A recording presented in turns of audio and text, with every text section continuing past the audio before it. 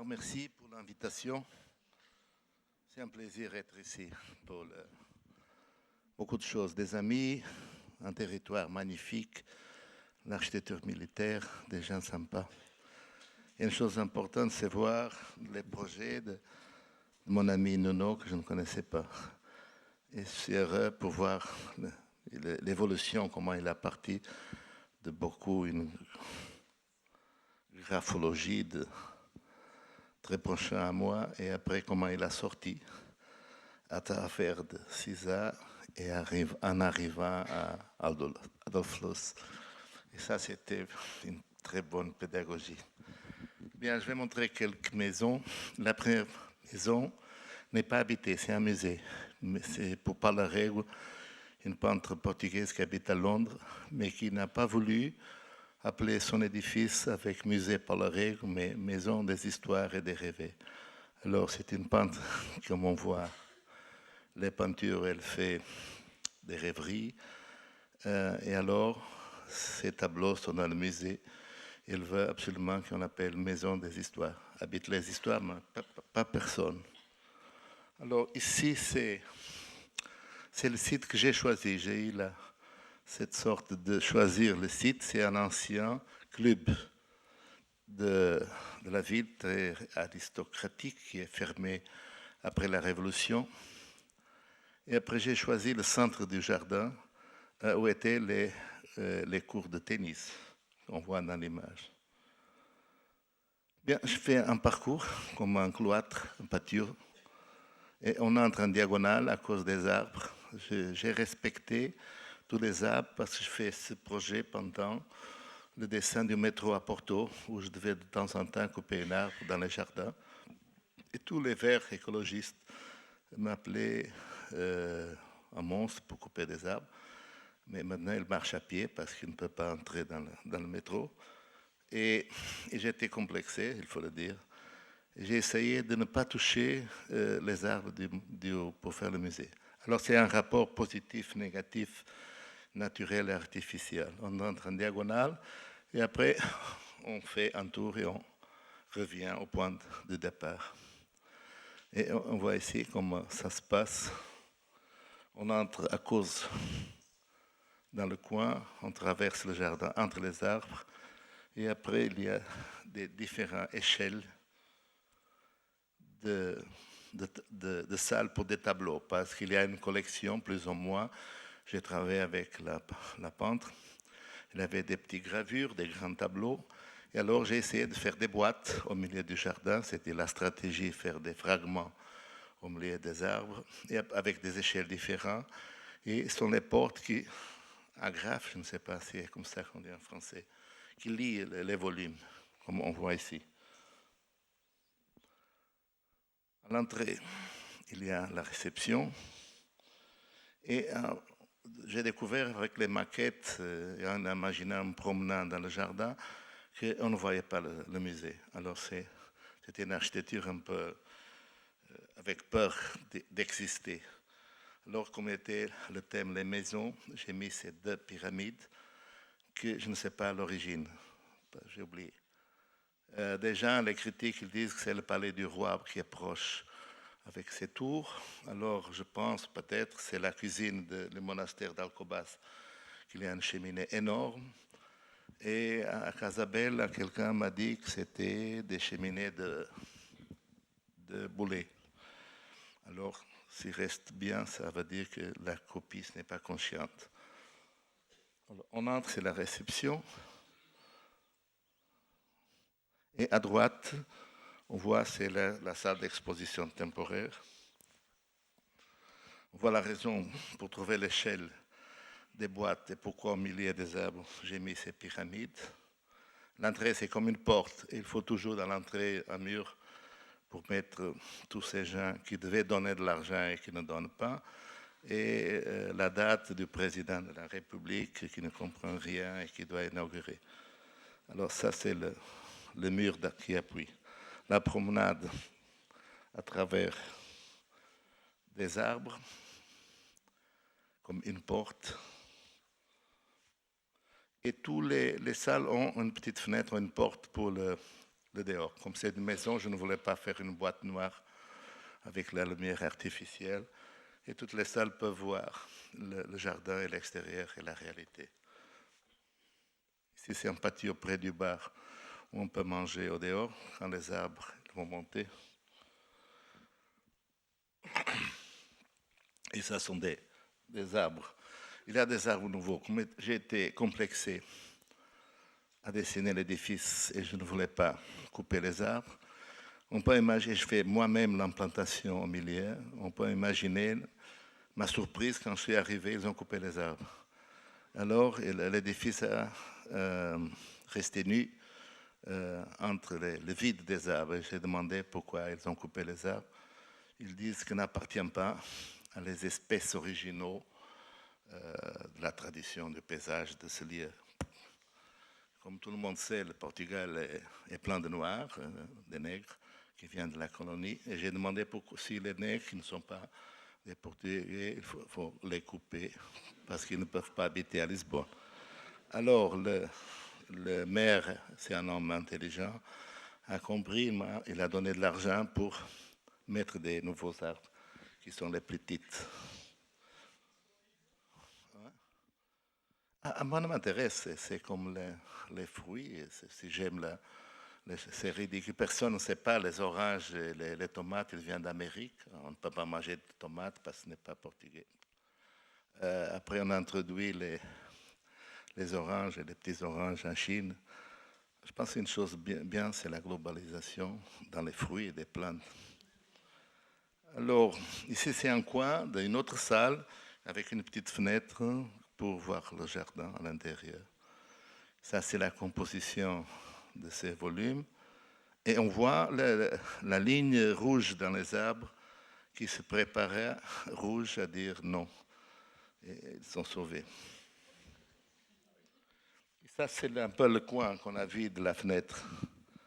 Et un peu la couleur d'une maison que j'ai pris, cette type de couleur et beaucoup de volume.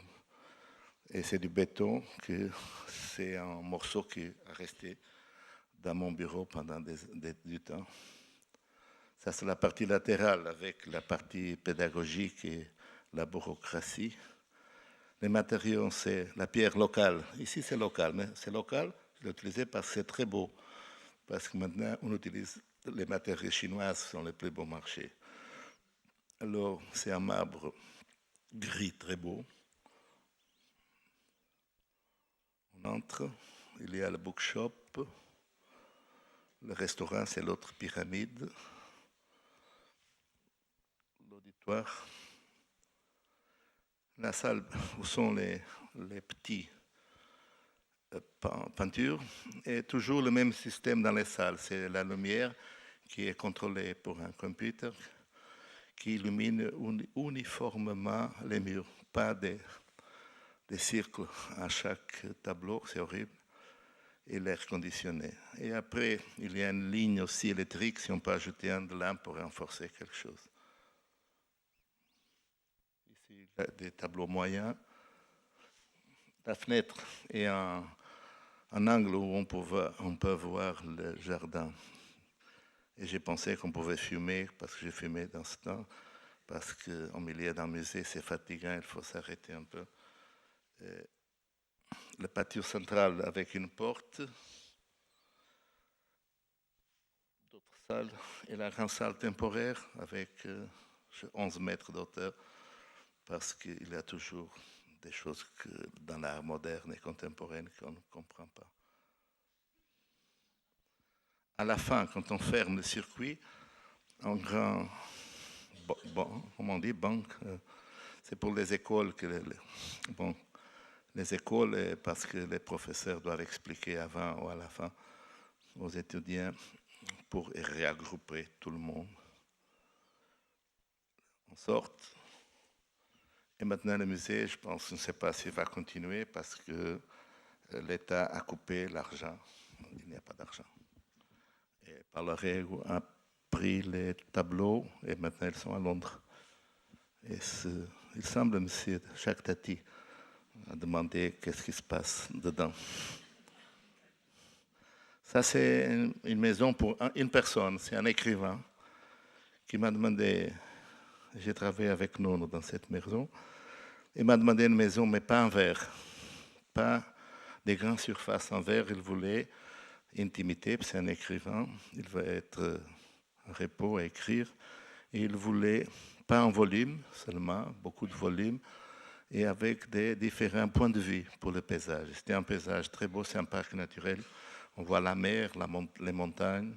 Il voulait dans chaque salle ou chaque volume un point de vue. Ça, c'est la maison. Maintenant, on voit les petits cyprès qui commencent à monter. Et la maison, c'est un patio avec un petit lac pour donner un peu de fraîcheur. Une table, s'il veut écrire au dehors, on descend un escalier. La salle, une petite cuisine. Et après, on fait une petite rotation, pas pour être à la mode, mais pour voir la mer. Et c'est son bureau. Le petit carré qui fait la rotation, c'est une salle technique, c'est quelque chose d'artificiel. Et c'est pour ça que j'ai fait une rotation. Le patio, maintenant, l'arbre qui était avec 20 cm, le client est sympa, m'a envoyé ses photos. Et on descend, d'autres vues. On entre, il y a au milieu la cuisine avec le feu.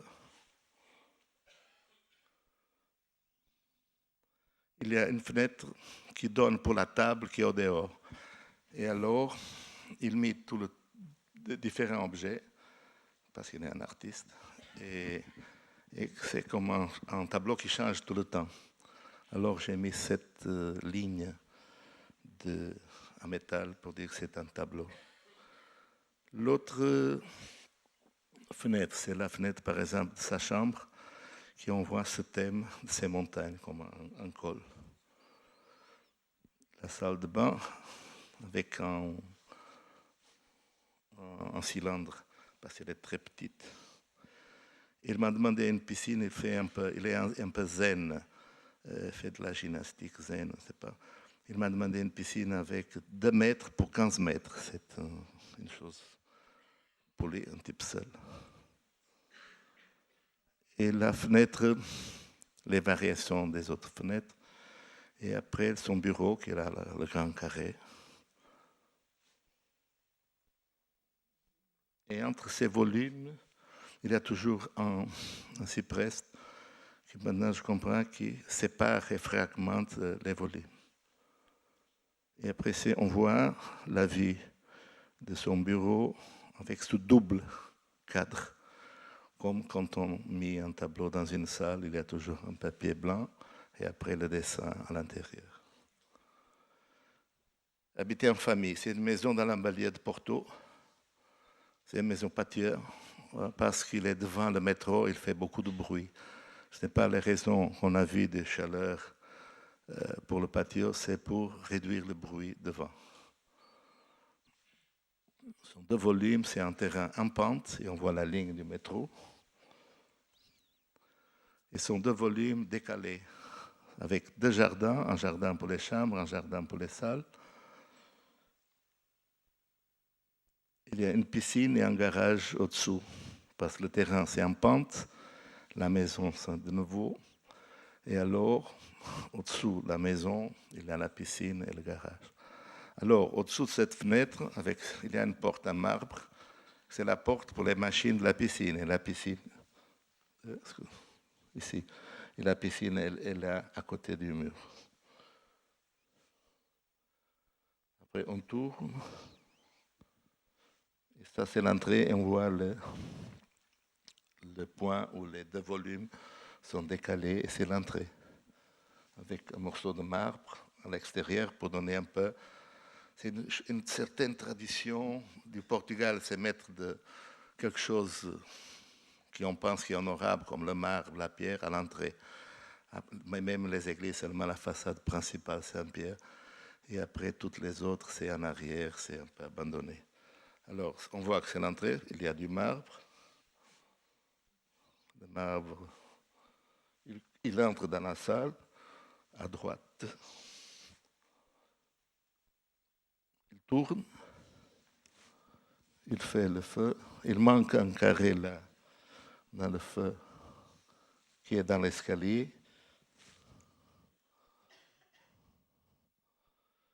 C'est le jardin de la salle, avec la fenêtre qu'on a vue, avec une table et la piscine à côté du mur. Une fontaine que j'ai copiée en Grèce, dans la Stoa.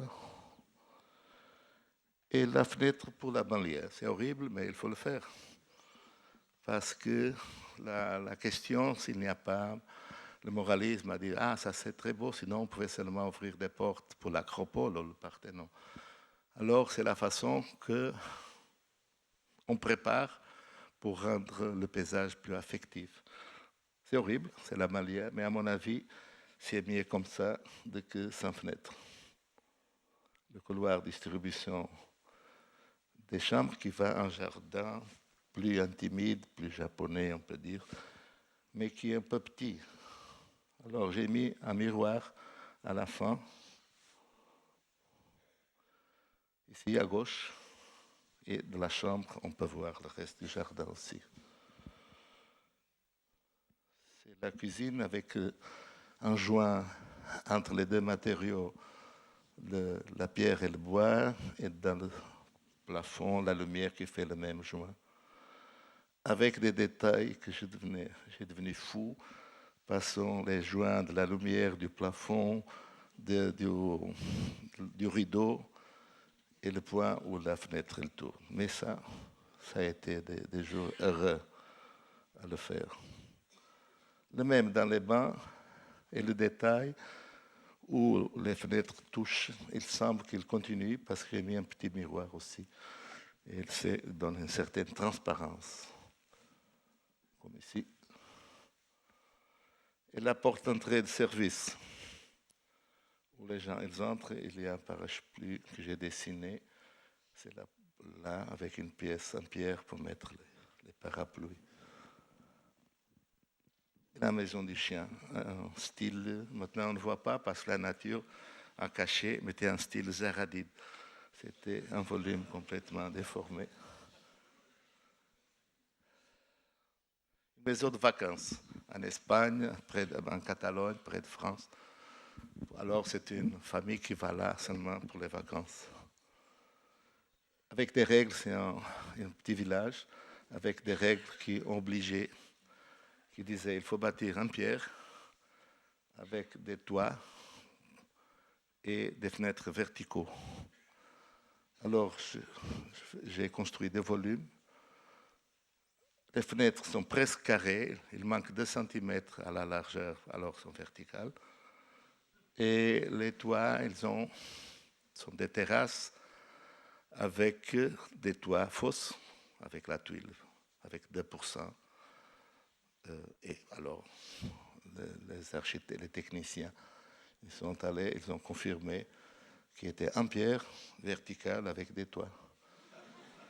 J'ai pris cette fragmentation pour ne pas me mettre, je ne voulais pas faire une base complètement, un geste, l'architecte qui arrive, et j'ai mis un peu cette proportion du village et bâtir avec des volumes plus hauts, et chaque volume a une fonction. Alors c'est la rue, c'est une vallée avec une vue merveilleuse.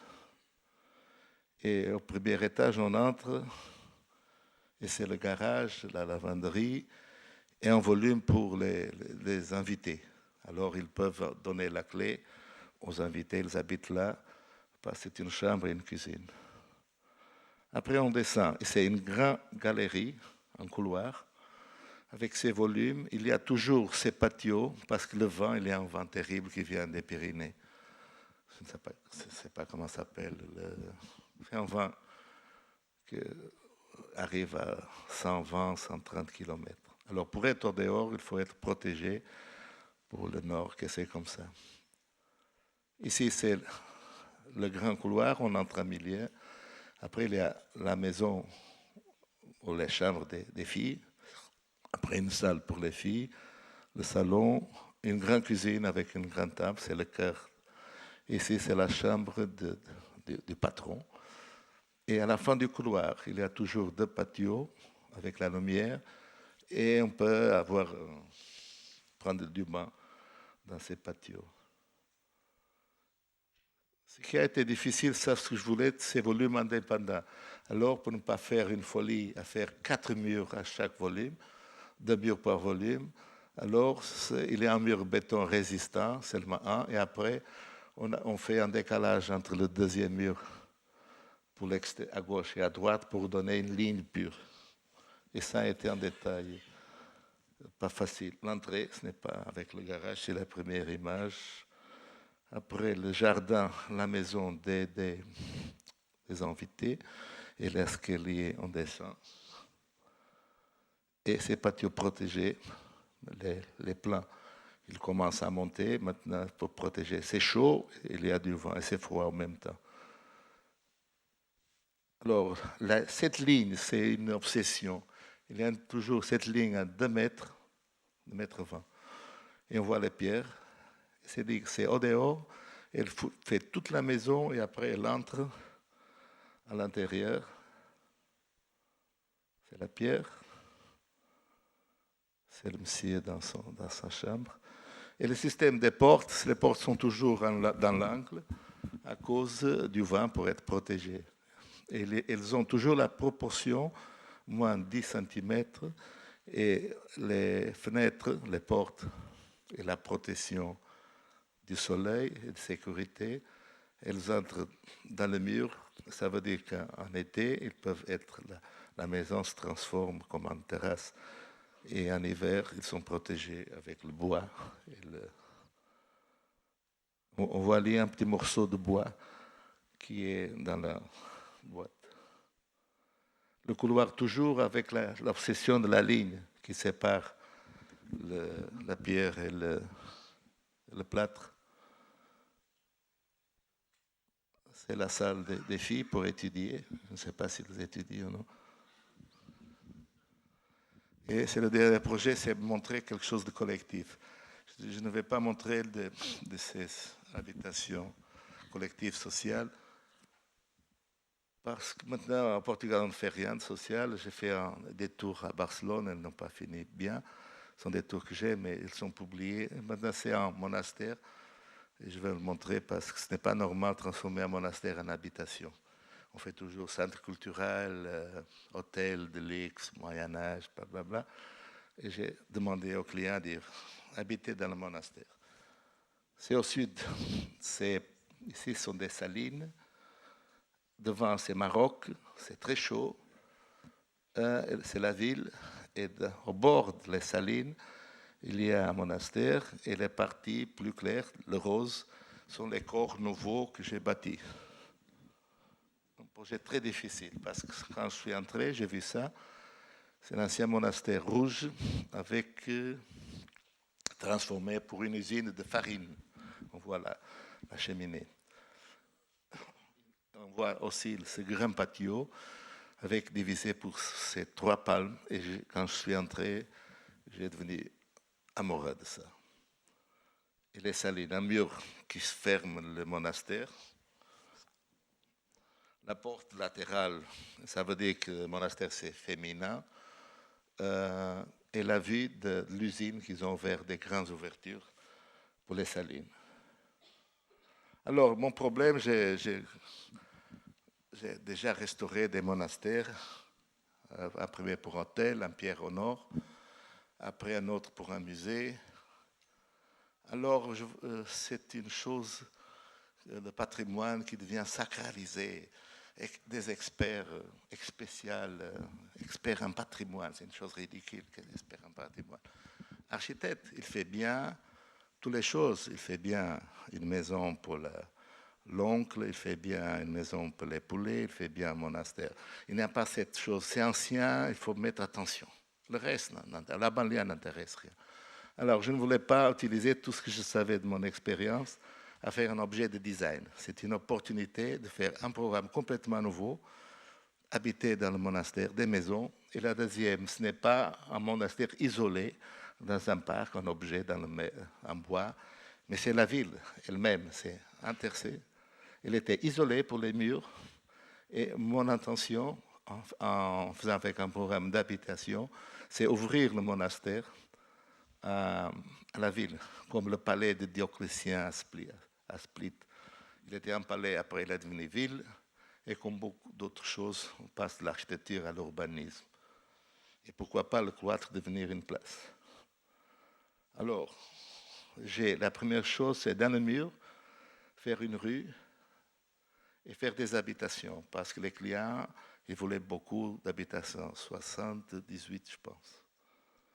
Alors, j'ai détruit le mur, j'ai ouvert des portes, et je fais des maisons seulement avec une façade pour les salines, à 4 mètres des salines. Ici, à droite, je n'ai pas réussi à faire le nombre de maisons, et j'ai convaincu les clients, ils sont intelligents, à acheter un petit jardin avec des oranges pour faire d'autres maisons avec 2 étages pour arriver au chiffre qu'ils voulaient. Ces maisons sont avec une façade. Il y a la cuisine qu'on a ouvert une lucernaire. Et après le mur fini avec les maisons de 2 étages avec un patio d'orange. Et je voulais faire une rampe. Ici, c'est un escalier. Après, j'ai décidé de faire une rampe. Ici, c'est le passage entre un mur, un étage et 2 étages. Un patio avec une porte, une fenêtre et des fenêtres verticaux dans la chambre. C'est le plan de l'usine. Et ça, c'est le plan final avec toutes les maisons que j'ai réussi à arriver au chiffre. En convainquant les clients à ne pas bâtir dans l'église, pas pour un problème de religion, mais par un problème d'échelle. Je ne vais pas couper là, cet espace. Alors, commencent les problèmes. Ce sont les fenêtres du monastère, les petites, et les fenêtres de l'usine. Mais comme j'ai décidé de bâtir l'habitation, il faut avoir des règles. Et vous savez qu'en France, c'est terrible, les règles, mais en Portugal aussi. Alors, j'avais besoin de faire des fenêtres pour la cuisine, pour la salle de bain, la chambre, avec les règles qu'ils disaient. Et le problème, c'est comment faire les fenêtres. J'ai passé toute ma vie à faire des portes coulissantes en verre et des murs positifs, négatifs, Miss Van der Rohe, bla bla bla bla. Et maintenant, il faut faire 230 fenêtres. Et elles sont là. Comment j'ai décidé? En faisant des maquettes et en travaillant avec des maquettes intérieures et extérieures. En lisant les livres d'Adolf Loos, il faut faire les fenêtres du dedans pour le dehors. Ce n'est pas vrai, parce que tous les architectes ne disent pas la vérité. Mais on ne peut pas dessiner seulement de la façade, mais il faut comprendre qu'est-ce qui se passe à l'intérieur. Ah, ici, c'est une cuisine. C'est agréable à faire la cuisine avec une fenêtre devant. Ici, c'est une salle de bain. On ne peut pas être nu. On fait la fenêtre plus haute. Alors, c'est le rapport entre qu'est-ce qui se passe au dehors et dedans. L'autre problème, c'est les murs sont en terre, passés au sud du Portugal. On construit la pierre mélangée avec la terre. Alors, quand j'ai dit aux ingénieurs, il faut ouvrir 230 fenêtres, ils disent, excusez-moi, architecte, 230, mais c'est en terre, qu'est-ce qu'on fait? Alors, on a commencé à faire les murs en béton pour séparer les maisons et pour lier les 2 murs. Et après, ouvrir les fenêtres de cette façon. Une armature métallique, le béton projeté et le négatif. Et c'est ça, c'est le métal c'est le bord de la fenêtre qui fait la résistance du mur. Alors, c'est intéressant comment la partie faible de l'édifice, les fenêtres, devient ça qui va renforcer toute la structure. Et ça fonctionne comme ça. C'est la crème, et après, il y a de surface pour soutenir ce qui est faible. De temps en temps, on a essayé, et j'ai demandé à des autres gens qui ont travaillé avec moi dans d'autres monastères, pour faire des mouvements, une petite rotation des murs qui était très inclinée, et je n'aimais pas. Parce que moi, je travaillais dans ce projet, comme je travaille dans des autres maisons ou dans le musée. Ça, c'est habitation, c'est la ville au XXe siècle. Il faut la respecter, mais je n'aime pas un mur comme ça. pour dire, ah, c'est ancien, c'est patrimoine. Non, il faut le mettre vertical. Et ça sont les points nouveaux. Et le patio était ouvert. Il y avait une grande discussion avec les archéologues de mettre encore au milieu ou fermer le patio. J'ai décidé de fermer le patio. Alors, l'archéologue, c'est un type sympa, qui me connaissait d'autres de premiers monastères, et qui m'a dit, qui m'a contesté beaucoup. Moi, je le respectais, il me respectait. Et après, à la fin, il m'a dit, tu as fait tout ce qu'on ne doit pas faire, mais ça restait bien. Alors, ici, tu vas faire le contraire, ce que je pense. Il faut bâtir au milieu pour donner l'échelle du cloître et pas ici. Alors, j'ai commencé à bâtir et comme on voit, il commence à venir à la surface les anciennes fondations dans un édifice. Ça veut dire qu'il pouvait avoir raison, mais moi j'avais les raisons pour que la fondation était là. Je lui ai envoyé cette photo et j'ai commencé à bâtir et se pose la question de comment faire le nouveau dans l'ancien. Une question qui fait 50% des discussions des congrès du patrimoine. Alors, je pense que j'ai essayé de faire moderne, envers, assumer le langage de l'architecture, la culture contemporaine, blablabla. Mais j'ai commencé à être un peu âgé et j'ai pensé que c'est comme les dents. S'il manque un dent, il faut aller au médecin. Et la sagesse du médecin, c'est faire un dent qui ressemble à la partie qui a disparu et qui me donne le même caractère et atmosphère, image de moi-même, pas changer. Si je mets un dent vert, ils disent, Eduardo, c'est un peu différent. Ce n'est pas le même.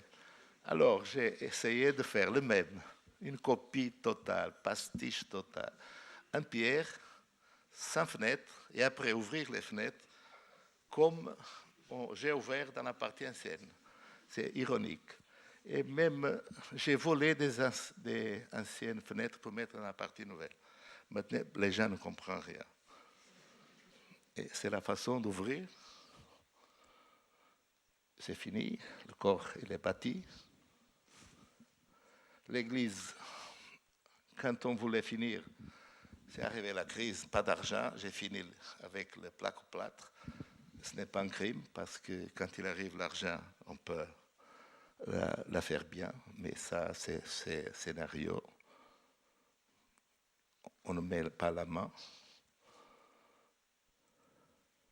Après, l'autre problème, c'est j'ai commencé dans le patio des Oranges à faire les patios et les fenêtres horizontales, on voit. Ils ne voulaient pas. Ils disent, les touristes, ils arrivaient, ils disaient, mais il est fou l'architecte, parce que cette idée, on doit voir le paysage et on ne comprend rien. Ils demandaient si sont les garages des appartements. Non, non, c'est les patios. Alors, les clients, qui sont déjà raisonnables, Eduardo, il faut changer. Alors, j'ai passé des vacances à ouvrir les patios et faire des fenêtres rectangulaires et pas verticales. Alors, dans ce point, j'ai été seul au bureau à faire ça. César m'a aidé parce que je discutais. Et c'était la première fois que je faisais des fenêtres. César, c'est un expert en fenêtres. Il fait des fenêtres comme il lave les dents.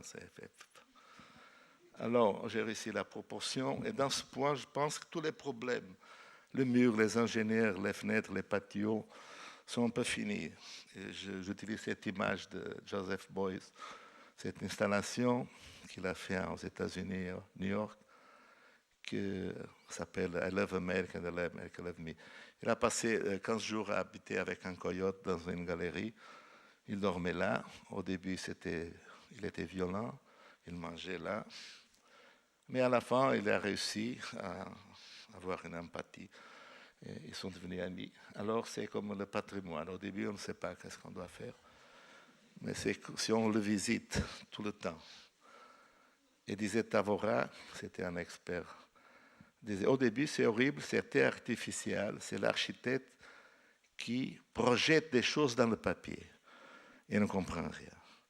Mais si on va tous les jours, ou presque tous les jours, toutes les semaines, seul, à voir les formes, à penser dans les problèmes, à partir d'un certain point, c'est l'édifice, le coyote, qui demande ce qu'il a besoin. Et les choses deviennent plus naturelles, plus évidentes, comme disait César. La question manque la couleur.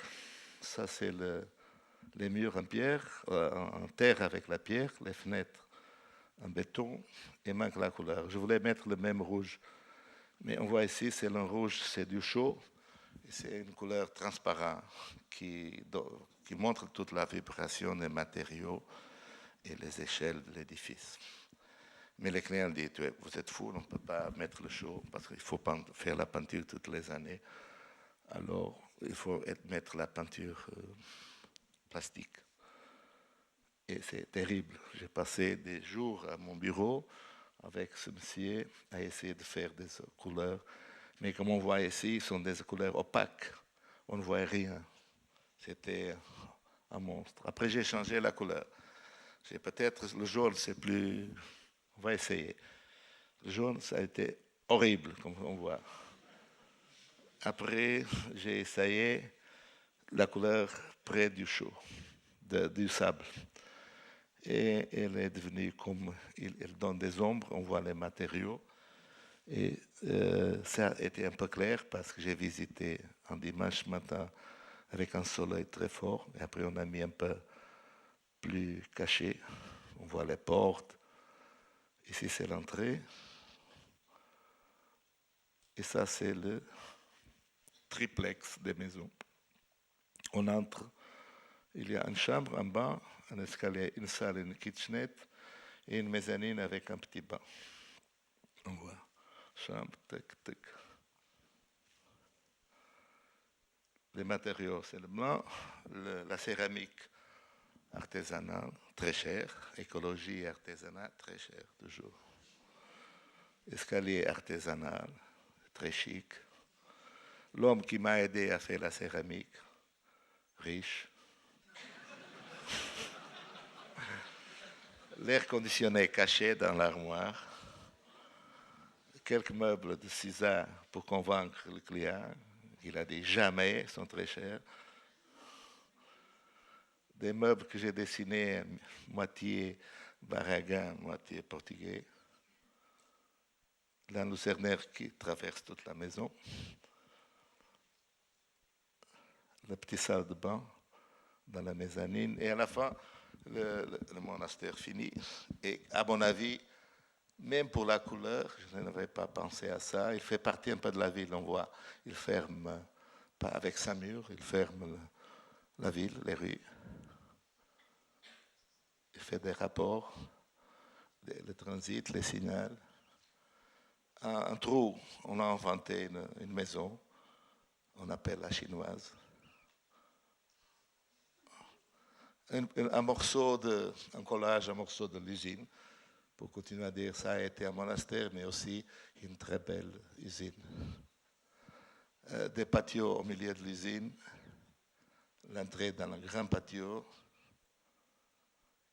les fenêtres que j'ai essayé fermer, ouvert, utilisant les fenêtres de l'usine, du monastère, la petite. Et après le patio avec une grande piscine qu'on a réussi à, par exemple, en faisant l'église en plâtre, faire une grande piscine comme les patios au Maroc, les patios les grands cisternes, on dit, portugaises au Maroc. Et à la fin, pas d'argent. On a découvert des fontaines, des choses. On n'avait pas d'argent pour utiliser la pierre. Et on a réussi à faire un béton qui donne la même texture. Et on n'a pas imité la pierre avec les joints, les sténotomies, mais c'est du béton. Il a la dignité. C'est fini les temps de la pierre, comme on voit ici, des pierres énormes. Les machines d'air conditionné avec le jardin qui peut-être va cacher. Le cloître avec la dimension, un petit lac et le passage pour la ville entre le patio des Oranges et le grand patio comme une cache-bas un peu arabe. La rampe qui va à la ville et le patio des Oranges qu'on a parlé, les fenêtres rectangulaires avec les patios ouverts.